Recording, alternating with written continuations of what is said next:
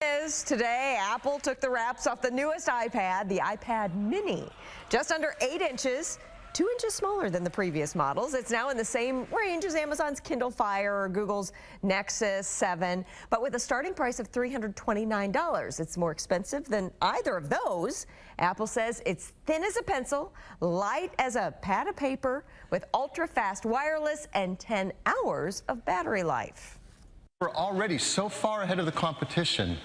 I can't even see them in the rearview mirror.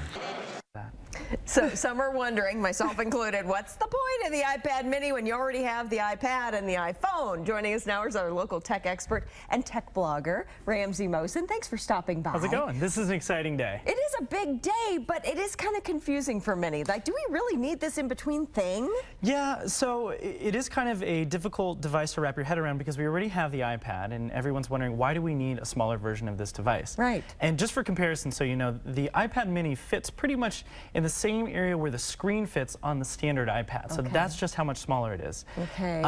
But the specs and the features of the new iPad, it's all the same. Same camera, same battery, Bluetooth, LTE. It has all the same features as the existing iPad. So the size is really the only big difference. And so naturally the question is, why do I need this? Why do we? Well, here's... Or do we at all? If you have the iPad 3, you know, I would certainly recommend that you not rush or get disappointed that this new iPad has come out. Okay. But what I would recommend is going to the store and actually trying it out.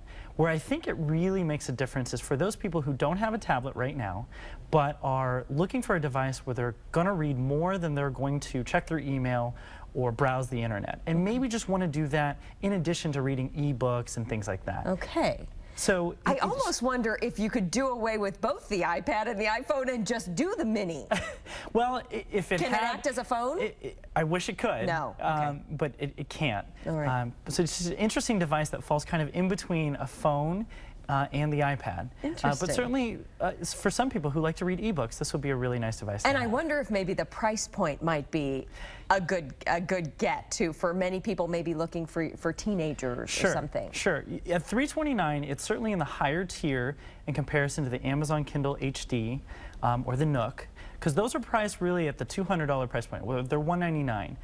So I would recommend looking at those as well, because that's a big difference between $329 and $199. Yeah, it is. You know, it may not be something that you want to make that jump. Now, keep in mind, if you love apps, if you love the iOS system, essentially, you're going to want an iPad of some sort. Yeah. The question is, do you want the smaller or the larger version? Yeah, interesting. And when can we get these? Because even though they were announced today, that doesn't mean they're in stores today. Right, so the announcement was just today. You can pre-order this Friday, and November 2nd is when they'll be in stores. And so do you think what do you think? Do you think people are going to go crazy for this? Will there be the long lines like we saw for the iPhone 5 and all that? My prediction is I don't think that there will be long lines. I think there will be a fair share of people who are excited and will want to get this. But in terms of the masses, camping out and lining up and paying ridiculous prices for the... You don't see it? No, I don't see it for this particular device. And then you can actually get it when, did you say? November 2nd. November 2nd, pretty soon. Yeah, right around the corner. All right, interesting. Ramsey Mohsen, always interesting to chat with you. We'll wait and see when we get our hands on it pretty soon. We'll be right back.